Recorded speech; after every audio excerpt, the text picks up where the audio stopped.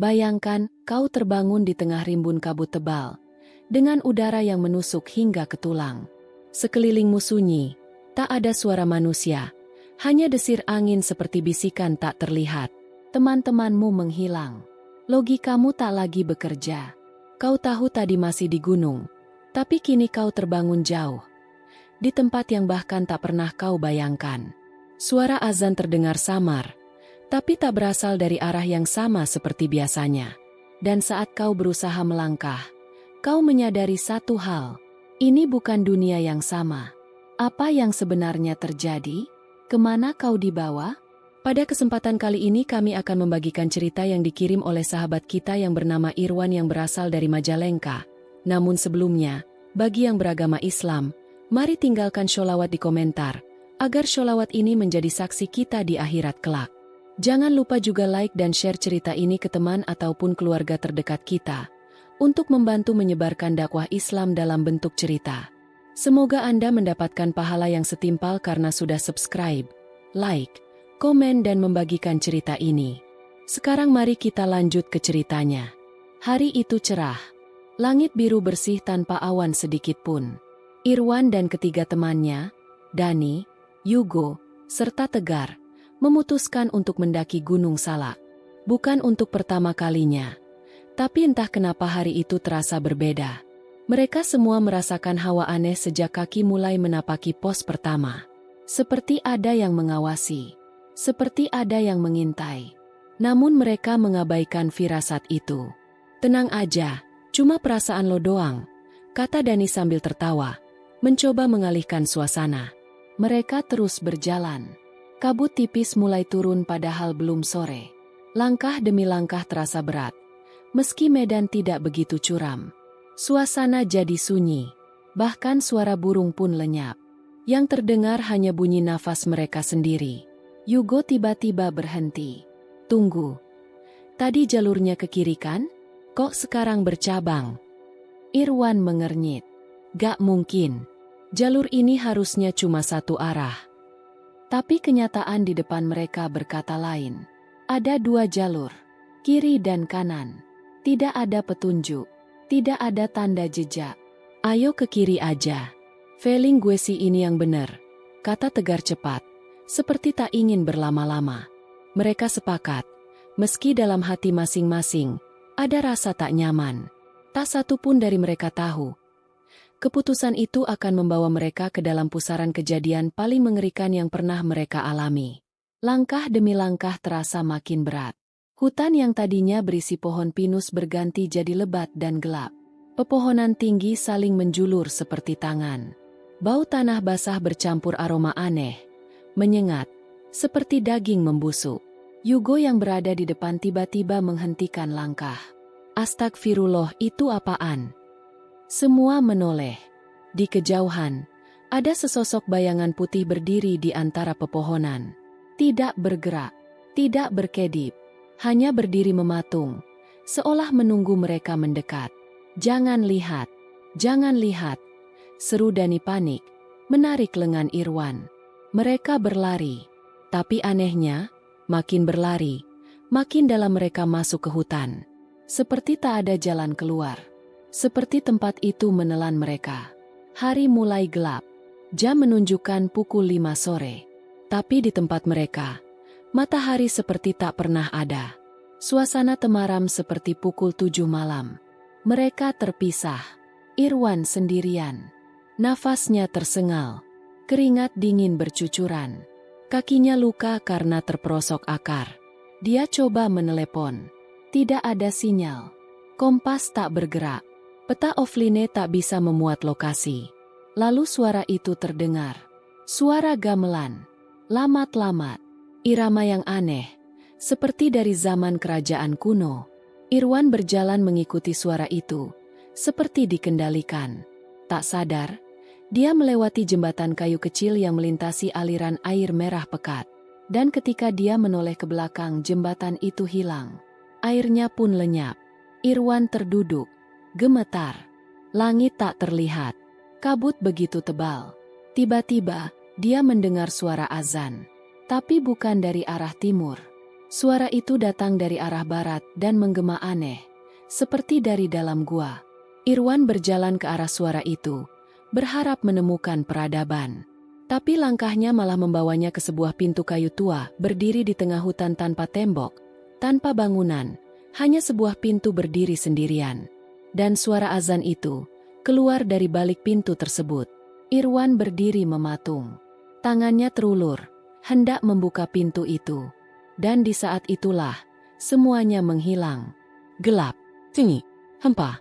Lalu Irwan membuka mata, dan mendapati dirinya terbangun di tengah alun-alun kota. Bukan di puncak gunung, bukan di pos pendakian, melainkan di Cirebon. Tanpa teman, tanpa tas, tanpa ponsel. Dan tak ada yang tahu bagaimana dia bisa sampai di sana. Suara kendaraan membelah keheningan malam. Lampu-lampu kota menyala tenang. Orang-orang lalu lalang seperti biasa. Tapi tidak bagi Irwan. Dunia yang ia lihat saat ini seperti bukan dunia yang sama. Ia terduduk di pinggir trotoar. Bajunya compang-camping, kakinya luka berdarah, dan tangannya gemetar. Orang-orang melirik, tapi tak satu pun yang mendekat. Mereka hanya berjalan lewat. Seperti Irwan hanyalah bayangan di antara mereka. Ia mencoba berdiri, namun tubuhnya lemas. Hidungnya mencium aroma menyengat dari luka di kaki, tapi ia terlalu lelah untuk memikirkannya. Irwan hanya tahu satu hal. Ini bukan tempat terakhir yang ia ingat. Astagfirullah, ini di mana? Lidahnya keluh, seperti kehilangan daya bicara. Ia menatap ke arah gedung besar dengan tulisan samar di atasnya. Kantor pemerintah kota. Matanya menyipit, membaca huruf-huruf yang menari di depan pandangannya. Cirebon. Irwan menelan ludah. Otaknya menolak. Gunung Salak berada ratusan kilometer dari sini. Bagaimana mungkin dalam semalam ia bisa sampai sejauh ini, tanpa kendaraan, tanpa membawa apapun? Pikirannya kacau. Tapi yang membuatnya benar-benar terdiam adalah ia mendengar suara langkah kaki. Tepat di belakangnya. Langkah itu berhenti, seolah menunggu. Irwan perlahan menoleh. Tak ada siapa-siapa. Tapi napasnya berubah berat. Jantungnya berdetak cepat. Ia merasa diawasi. Seperti ada sesuatu yang berdiri di balik bayangan tiang listrik. Memperhatikannya dengan tatapan yang menusuk jiwa. Tiba-tiba, seorang bapak tua menghampirinya. Wajahnya keriput, dengan sorot mata tajam penuh tanya. Ia membawa tongkat kayu dan memakai kopiah lusuh. "Kau bukan orang sini," ucapnya pelan. Irwan mengangguk lemah. "Dari mana kau?" "Gunung." Wajah si bapak berubah. Tangannya mencengkeram tongkatnya lebih erat. "Berapa lama kau hilang, nak?" Irwan menggeleng. "Aku baru tadi sore di atas bersama teman-teman." Si bapak tak menjawab. Ia mengangguk pelan lalu berbalik sambil berkata, "Ikut aku. Kau tak boleh di sini terlalu lama. Tempat ini sedang tidak baik untuk orang seperti kau." Irwan tidak bertanya. Kakinya mengikuti. Sesuatu dalam dirinya berkata, dia harus mengikuti orang tua itu. Mereka berjalan melewati gang sempit yang gelap. Lampu jalan remang. Dinding-dinding rumah terasa dingin meski malam tak terlalu dingin. Lalu mereka berhenti di depan rumah kayu tua dengan ket mengelupas. Si bapak membuka pintu, menyilakan Irwan masuk. Begitu kaki Irwan menginjak lantai rumah itu, suhu udara terasa berubah, hangat dan tenang. Untuk pertama kalinya sejak kejadian itu, Irwan bisa bernapas agak lega. Di dalam rumah, ada seorang perempuan parubaya yang sedang menyiapkan air hangat. "Istriku," kata si bapak. "Namaku Ki Darman. Ini istriku, Buning. Duduklah dulu." Irwan duduk, memeluk lututnya. Tangannya masih gemetar. Ki Darman memperhatikan luka di kakinya. "Itu bukan luka biasa. Itu luka kiriman," gumamnya. Irwan terkejut. "Kiriman? Maksudnya?" "Tempat yang kau datangi bukan hanya gunung. Kau masuk ke wilayah lain. Bukan semua orang bisa kembali utuh." Irwan diam. Ia mulai mengingat satu persatu kejadian yang dialaminya. Bayangan putih, suara gamelan, Kabut pekat, suara azan dari arah barat, dan pintu kayu di tengah hutan. Teman-temanku, mereka juga ikut mendaki, gumam Irwan. Ki Darman mengangguk perlahan. Tapi yang kau sebut belum ditemukan. Mereka masih di atas. Ki Darman menatapnya dalam-dalam. Tidak semua yang pergi ke gunung akan pulang ke tempat yang sama. Irwan menunduk. Matanya basah. Ada rasa bersalah. Ada perasaan hampa. Kenapa saya bisa muncul di sini? Tanya Irwan. Ki Darman menghela napas panjang. Karena kau adalah utusan. Utusan. Kau dipilih untuk menyampaikan sesuatu. Tapi belum saatnya kau tahu. Malam ini kau istirahatlah dulu. Irwan ingin bertanya lagi. Namun kepalanya terlalu berat. Kelopak matanya menutup perlahan. Tubuhnya rebah di atas tikar anyam. Ia tertidur. Tapi tidur itu tak tenang. Ia melihat cahaya merah menyala dari balik pepohonan. Ada suara tangisan. Ada suara teriakan. Ia melihat Yugo berlari, menjerit memanggil namanya. Tapi tubuhnya terbakar. Dani tertelungkup di tanah. Tubuhnya dipenuhi belatung. Tegar berdiri dengan mata melotot. Tapi matanya bukan milik manusia. Lalu pintu itu muncul lagi. Pintu kayu yang sama. Berdiri sendiri. Dengan suara gamelan yang menggema dari baliknya. Irwan berjalan mendekat. Tapi kali ini, ia melihat sesosok bayangan berdiri di balik pintu itu. Menyeringai. Dan suara itu berkata, "Waktumu belum habis, Irwan." Irwan terbangun dengan peluh membasahi tubuh. Nafasnya berat. Ia masih di dalam rumah Ki Darman. Tapi suara itu masih terdengar di telinganya. Gamelan itu belum berhenti. Dan dari jendela kecil rumah kayu itu, sepasang mata tampak mengintip dalam diam. Mata yang bukan milik manusia. Fajar belum sempurna menyingsing. Tapi suara ayam jantan sudah terdengar dari kejauhan. Irwan duduk di depan rumah Ki Darman, mengenakan sarung yang dipinjamkan Buning. Matanya masih merah, tubuhnya lelah, dan pikirannya masih menyimpan ribuan tanda tanya. Tapi satu hal yang membuatnya tetap duduk tenang adalah suara gamelan itu telah berhenti. Namun ketenangan itu hanya berlangsung sebentar. Ki Darman muncul dari balik pintu rumah. Ia membawa sebuah kotak kayu kecil dan duduk di samping Irwan. Perlahan kotak itu dibuka. Di dalamnya ada kain berwarna hitam, beberapa bunga kering, dan 2 potong kertas kuning yang bertuliskan aksara tua. "Kau ingat pintu yang kau lihat?" Tanya Ki Darman tanpa menoleh. Irwan mengangguk pelan. "Itu bukan pintu biasa. Itu pintu perbatasan antara dunia kita dan dunia mereka." Irwan menelan ludah. "Siapa mereka?" Ki Darman menarik napas panjang. "Mereka yang menjaga batas. Mereka yang tak terlihat, tapi selalu mengawasi. Dan mereka marah, karena ada yang masuk tanpa izin." Irwan terpaku. "Maksudnya kami? Kalian berempat telah membuka jalur lama.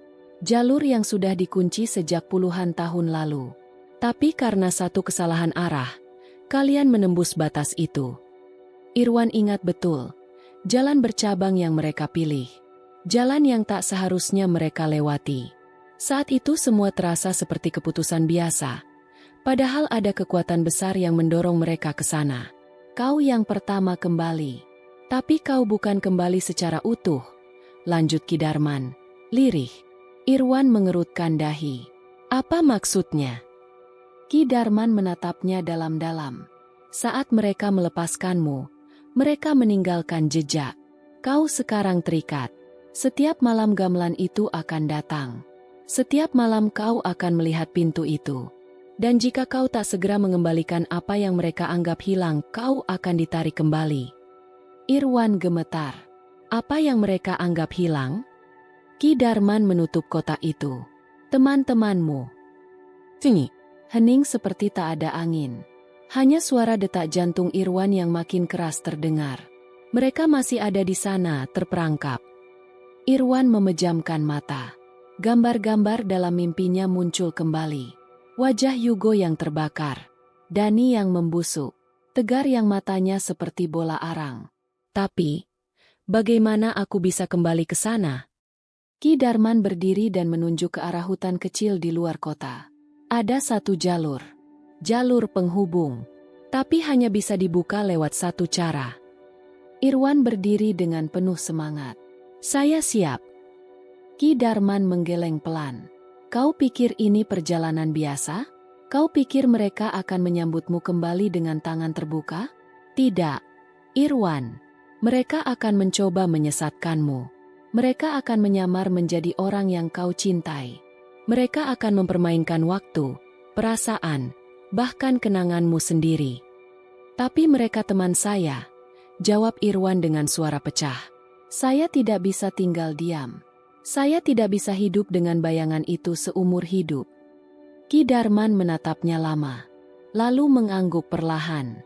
Malam ini, setelah azan Isya, kita akan mulai. Waktu berlalu perlahan. Langit Cirebon berubah keunguan saat matahari tenggelam. Irwan duduk bersila di dalam rumah. Tubuhnya dibaluri bunga 7 rupa dan asap dari dupa kayu yang dibakar Ki Darman. Buning membaca doa-doa pelan, diiringi suara angin yang seperti berbisik dari balik dinding rumah. Jam 8 malam, pintu rumah dibuka. Ki Darman menyerahkan sebuah gelang akar bahar ke tangan Irwan. Gelang ini akan jadi penuntun. Jangan lepaskan apapun yang terjadi. Irwan mengangguk. Lalu mereka berjalan, menyusuri jalanan kota yang mulai sepi, melewati ganggang sempit hingga sampai ke pemakaman tua yang terlupakan. Di tengah makam, ada satu sumur tua tertutup kain hitam. Ki Darman menyingkap kain itu dan mengangkat tutupnya. Kau akan masuk dari sini. Irwan menatap sumur itu. Dalam, hitam, tanpa dasar. Tapi dari dalam sumur, terdengar suara yang sangat dikenalnya. Wan, tolong aku, ini aku. Dani. Irwan terkesiap. Itu suara Dani, sahabatnya. Tapi Ki Darman segera menahan lengannya. Itu bukan suara Dani. Itu hanya umpan. Irwan terdiam. Tapi suara itu semakin lirih. Wan, jangan tinggalin aku. Irwan menggigit bibir. Tangannya bergetar. Tapi ia tahu ia harus kuat. Ia menatap sumur itu. Lalu melangkah masuk. Gelap, dingin. Lalu tiba-tiba, cahaya menyilaukan muncul dari sekelilingnya. Irwan jatuh di atas tanah lembab. Dan di depannya terbentang hutan gunung salak. Tapi bukan seperti yang ia kenal. Langitnya merah, kabutnya hitam. Dan dari kejauhan suara gamelan itu mulai terdengar lagi. Gemerincing, menggema, mengerikan. Irwan tahu ia telah kembali. Namun kali ini, bukan untuk mendaki, tapi untuk bertarung, melawan mereka, dan menjemput sahabat-sahabatnya dari dunia yang tak lagi mengenal waktu. Irwan berdiri mematung. Hutan gunung salak di hadapannya tidak seperti hutan yang ia daki dulu. Langitnya merah darah. Awan menggulung seperti pusaran api. Dan kabut yang menyelimuti pohon-pohon itu bukan kabut biasa. Ia hidup, bergerak perlahan, seolah mengamati langkah kaki siapapun yang masuk ke sana. Langkah Irwan berat, tapi ia tahu tak ada waktu untuk ragu. Di tangannya, gelang akar bahar masih berdenyut hangat, pertanda bahwa ia masih berada di jalur yang benar. Tapi tidak lama kemudian, suara itu kembali muncul. Wan, aku di sini, tolong. Suara tegar. Kali ini terdengar sangat nyata. Sangat dekat. Irwan menoleh dan melihat sosok yang sangat dikenalnya. Tegar berdiri di balik pohon. Tubuhnya kurus. Wajahnya pucat. Matanya kosong. Tegar? Irwan ingin menghampiri. Tapi tiba-tiba gelang di tangannya terasa panas. Membakar kulitnya seperti bara. Suara Ki Darman menggema di kepalanya. Jangan dekati apapun yang memanggilmu. Irwan mundur. Sosok tegar mulai menjerit. Tubuhnya memanjang. Kepalanya membelah. Dan dari balik punggungnya keluar sayap hitam bersisik. Wajahnya berubah menjadi sosok mengerikan dengan taring panjang dan lidah bercabang. Makhluk itu meraung. Tapi Irwan tak gentar. Ia membaca doa perlahan, mengingat nama-nama Allah, dan gelang akar bahar mulai menyala terang. Makhluk itu menjerit, terbakar dalam cahaya, dan lenyap menjadi abu.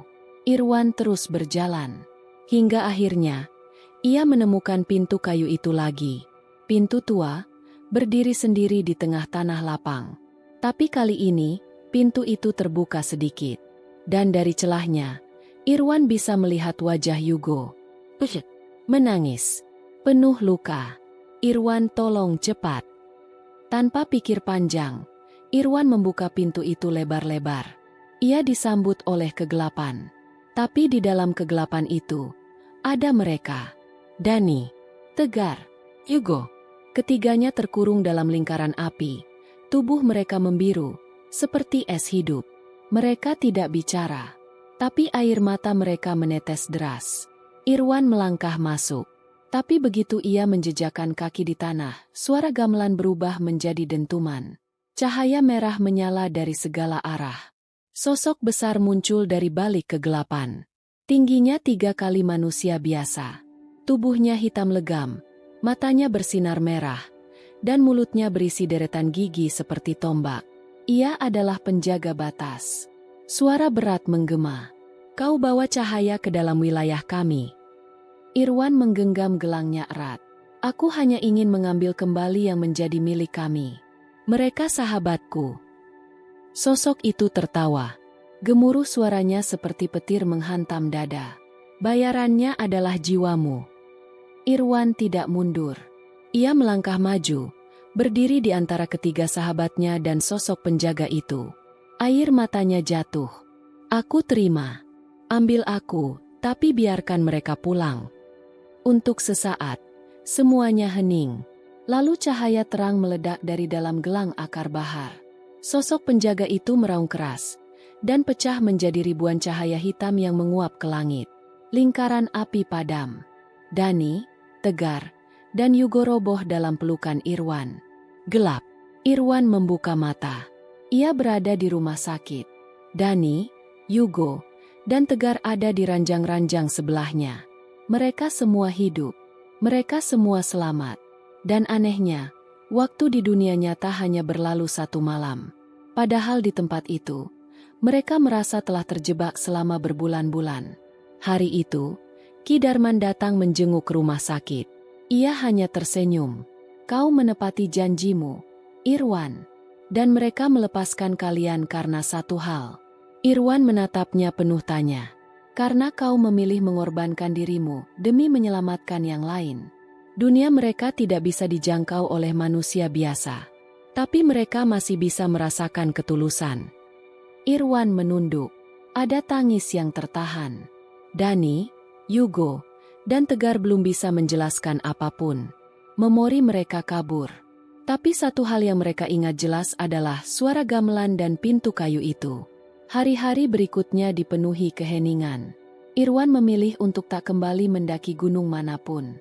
Ia kembali ke kampung halamannya, menjaga jarak dari keramaian. Tapi setiap malam sebelum tidur, ia masih bisa mendengar gamelan itu, lirih, dari balik bayangan langit. Namun ia tahu pintu itu sudah tertutup, dan tak akan terbuka lagi. Setidaknya, untuk sekarang. Dari kisah ini, kita belajar bahwa ada hal-hal yang tidak bisa kita sentuh dengan logika. Dunia ini tidak hanya dihuni oleh manusia. Di balik tempat-tempat yang sunyi, masih ada makhluk lain yang menjaga batasnya. Jangan pernah sombong atas apa yang tidak kita pahami. Dan yang paling penting, persahabatan dan pengorbanan yang ikhlas bisa mengalahkan kegelapan yang paling pekat sekalipun. Sebagaimana firman Allah dalam Al-Quran, barang siapa bertakwa kepada Allah, niscaya Dia akan mengadakan baginya jalan keluar, dan memberi rezeki dari arah yang tiada disangka-sangkanya. Quran Surat At-Talaq ayat 23. Cerita ini adalah fiktif. Dibuat seolah nyata, agar kita bisa mengambil hikmah di balik setiap kejadian yang diceritakan. Jangan mencari siapa yang mengalaminya, karena kebenaran sejati ada pada pelajaran yang bisa kita ambil darinya.